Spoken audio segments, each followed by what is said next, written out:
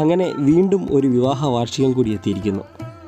വിവാഹാനന്തര ജീവിതത്തിൻ്റെ മധുരം കിനിയുന്ന ഓർമ്മപ്പെടുത്തലുകൾ ഭാര്യാഗ്രഹത്തിൻ്റെ ഭിത്തിയിൽ തിളങ്ങി നിന്നപ്പോൾ കടന്നു വന്ന ജീവിതപാതകളിലെ മുള്ളും മല്ലുകളും ഈ വള്ളിച്ചെടിയിലെ വെള്ളപ്പൂവുകളെ പോലെ പരസ്പരം മുഖത്തോട് മുഖം നോക്കി കൊഞ്ഞണം കുത്തുന്ന പോലെ തോന്നി. അച്ഛൻ്റെയും അമ്മയുടെയും വിവാഹ ചടങ്ങിൽ പങ്കെടുക്കുവാൻ കഴിയാത്ത പരിഭവം പുലമ്പിക്കൊണ്ട് കല്യാണ കലണ്ടറിലെ വർണ്ണചിത്രങ്ങൾ വകഞ്ഞു മാറ്റിയ നന്ദൂട്ടൻ ഈ കാണുന്ന ഗ്യാപ്പിൽ ഞാനും വേണമെന്നുള്ള പരാതി എൻ്റെ മുഖതാവിൽ അർപ്പിച്ചു.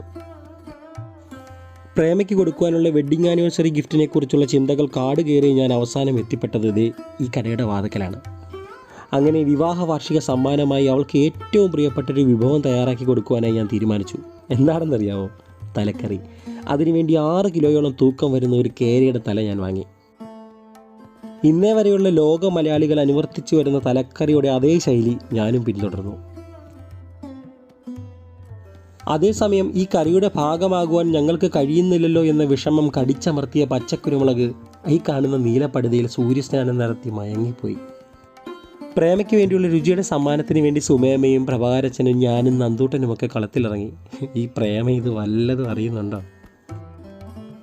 പഴമയുടെ കനലുകടാത്ത വിറകടുപ്പിൽ രുചിയുടെ തായമ്പൊക്കെ കൊട്ടിക്കയറിയപ്പോൾ ഞങ്ങളുടെ സ്വന്തം സാധുവാശാൻ്റെ ചെണ്ടയിൽ നിന്നും മുതിർന്നിരുന്ന പതികാലവും ചമ്പക്കൂറും അടന്തക്കൂറും ഇടവട്ടവുമെല്ലാം ഈ ഞാൻ തയ്യാറാക്കുന്ന തലക്കറിയിലെ കടുകും ഉലുവയും കറിവേപ്പിലയും ഒക്കെ കൊട്ടിക്കയറി പൊട്ടിത്തെറിച്ചു.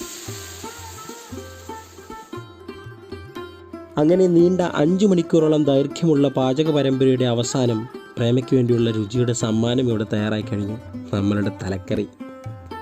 ഉപ്പും മുളകും കുടംപുളിയും എല്ലാം പിടിച്ച് വറ്റിച്ച നല്ല തലക്കറി. ഇതൊന്നും അറിയാതെ ഉദ്യോഗം കഴിഞ്ഞു വന്ന പ്രേമ പതിവ് പോലെ ചിരി പാസാക്കി തനിക്ക് ലഭിച്ച സമ്മാനവുമായി അരങ്ങത്തേക്ക്. തൻ്റെ പ്രിയപ്പെട്ട ഭാര്യയ്ക്കായി വിവാഹവാർഷിക സമ്മാനമായി തലക്കറി ഉണ്ടാക്കി കൊടുത്ത ആദ്യത്തെ ഭർത്താവ് ചിലപ്പോൾ ഞാനാകാനാണ് സാധ്യത. അങ്ങനെ നല്ല ആവി പറക്കുന്ന കപ്പയും തലക്കറിയും തയ്യാർ. അപ്പോൾ നമ്മളുടെ വെഡ്ഡിങ് ആനിവേഴ്സറി സ്പെഷ്യലായിട്ട് പ്രേമയ്ക്ക് കൊടുക്കുന്ന കേരത്തല, 6 കിലോയുള്ള കേരത്തല. ആ കേരത്തലയും നല്ല എണ്ണ പോലെ വെന്ത കപ്പയും. ഇത് ജസ്റ്റ് ഈ ചാറിനകത്ത് നമുക്ക് തിന്നാണ്ടല്ലോ, സൂപ്പർ ചാറ്, ഉപ്പും പുളിയും എല്ലാം ഉള്ള.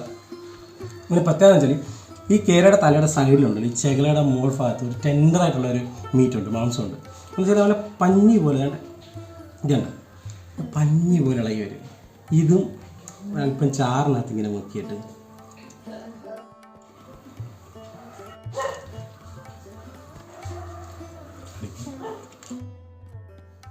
ഈ സമ്മാനം എന്നൊക്കെ പറയുന്നത് നമ്മളുടെ ഹൃദയത്തിൽ ഒളിഞ്ഞിരിക്കുന്ന സന്തോഷത്തിൻ്റെ പ്രതിഫലനമാണ്.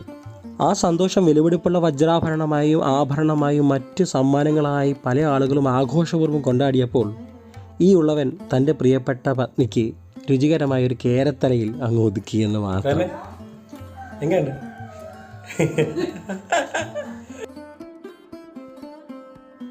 അങ്ങനെ ഒരു വിവാഹ വാർഷികം കൂടി കടന്നു പോകുമ്പോൾ വിജയവും പരാജയവും തരണം ചെയ്യുവാനുള്ള ധൈര്യവും വിശ്വാസവും പ്രാർത്ഥനയും പിന്നെ ഞങ്ങളുടെ മാടമ്പിലമ്മയും കൂടെ കാണുമെന്നുള്ള ഒരു സമാധാനത്തിൽ ഞങ്ങളിങ്ങനെ നടന്നങ്ങ് പോകുന്നു.